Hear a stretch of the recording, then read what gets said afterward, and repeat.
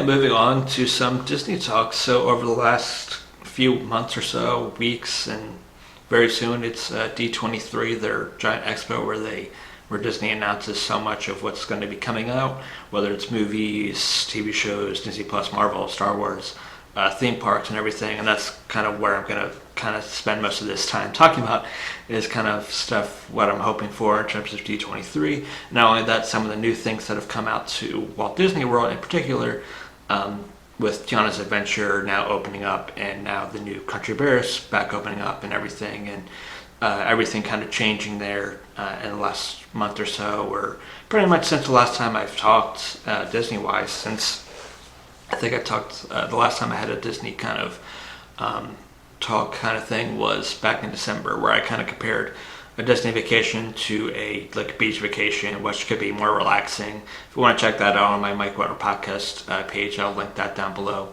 or up above, whatever. But specifically for this one, just some of the things I kind of want to give my opinions on first, and then what I'm hoping for that kind of comes out for D23 kind of thing. But one of the things that happened back in June was the opening of Tiana's Bayou adventure, which I've actually, and because I've actually never physically ridden it yet, just letting that out now, or have even gone down to Disney since these things have opened up yet. Hopefully in February, I have planned a trip out there in February, so around then I'll be able to do that, and I'm going to bring you guys along with me, do some vlogs here and there like I did when I went down to Ocean City, Maryland, or Virginia. Ocean City, New Jersey. Wow, that was really bad. And the videos I've seen that's of the ride and everything, it definitely feels like one that you have to kind of get used to it, because versus Splash Mountain, which was such a more scary of a ride of how the story and everything there was with the Bear Rabbit and Bear Fox and Bear was and everything. It just was more of a scary ride, and the fall and everything was like the climax of it, and Bear Rabbit getting out of danger and everything, coming back home, and the great ending scene there. So it's definitely weird seeing it now, where it's a lot more lighthearted in terms of the story. Here it's more that Tiana is looking for musicians to play at a party that she's hosting at her newly restaurant, since it takes place after Princess and the Frog, the movie. So that's pretty much what the whole ride is that you're finding different animals to kind of take part in this party and everything.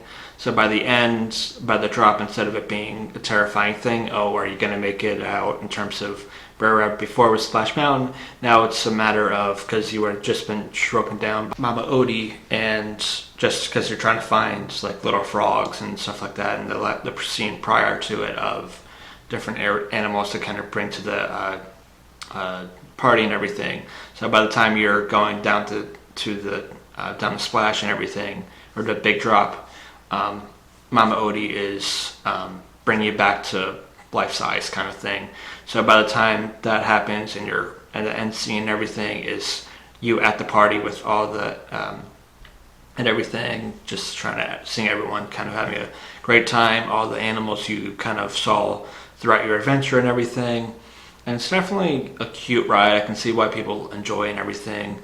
The animatronics are absolutely incredible from what I've seen from it, and I'm sure even in person it looks even more crazy. And one of the things I want to do is when I am able to get down to Disney again and ride it, I want to be able to ride it at night, because the look of it at night is just spectacular and everything. So that's something I do think is actually a good ride. It looks fun and everything, but I can see why people have hesitations about it, because there's some people who would have liked the Splash Mountain and everything, and how that ride was so, more scary and more thrilling kind of thing, to see how it would change and everything. And I can see it more so in the story arc, where it's not the best kind of, it's not that, I feel like it could have been a little bit better in terms of what you're doing in terms of the ride. It's fine and everything. It's definitely cute. It's definitely fun. I can definitely it definitely feels a little more easier to follow than Splash Mountain was at times here and there. But it's definitely something I could see people want to ride over and over again, just because, again, it's something new. Plus, especially nowadays in the middle of summer, anything that you can kind of get out the heat on, it's just, to me, seems infinitely. Anytime you can kind of get that, it just seems so much appreciated and so much enjoyment out of just any kind of relief there.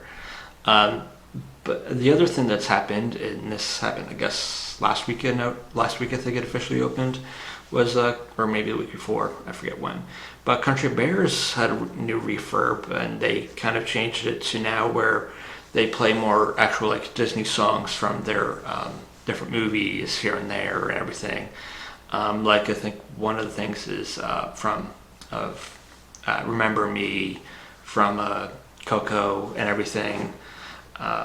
And again, it's another thing where I can see why people like the hardcore kind of people who love the original kind of concept and everything can see why they may not be the biggest fan of being more IP based songs that are going into it. But to me, I think it's better of a show just because of the fact that, and this is just me personally, I just never really cared for Country Bears. I don't even know the last time I even sat down to catch AC and for a little bit and watch Country Bears. It's been since I was like a kid, probably since I last sat down and watched it, because normally, and this is why I feel like they didn't just get rid of it entirely, is because that show's at least 15 minutes long, so that's a good way for people just to get into AC, to get away from the elements, whether it's raining or it's really hot out in terms of Florida, just to get away for a little bit. And to me, the songs just weren't really enjoyable. They were old, like 50s country songs that nobody really knows about anyways and everything. And so for me, it just definitely feels like it definitely needed an upgrade. I would have preferred more, if it were me, because I don't mind it being Disney songs, I would have preferred it more being more songs that felt more country-esque kind of genre, kind of songs from their catalog. But I could definitely see why they did like Bare Necessities, which made sense just because, Country Bear Jamboree kind of thing. But even for me, like whenever I go down to Disney World, the previous times before, whenever I go down, I wouldn't ever go to really Country Bear to to get out of the elements or whatever. I'd always go to like Carousel of Progress, because that's such a more enjoyable experience to me, just going to a ride or something like that. So for me, that's just kind of my kind of 2 cents there. But to me, that definitely needed an upgrade, I felt. I know some people may not love the new show and everything, but to me, it just seems so much better, and the Bears definitely needed a little bit of a refurb. They look a lot better now. The animatronics look a lot better on it as well. But yeah, that's just kind of it there in terms of stuff that came out like recently there in terms of parks wise and everything that what I look forward to the next time I go, when I go in February, hopefully, to Disney World again, that I get to experience these new attractions. And Tron too, because I haven't even done that yet since that opened, since prior to the last time I went there. So yeah, definitely a lot of things to look forward to for my next trip.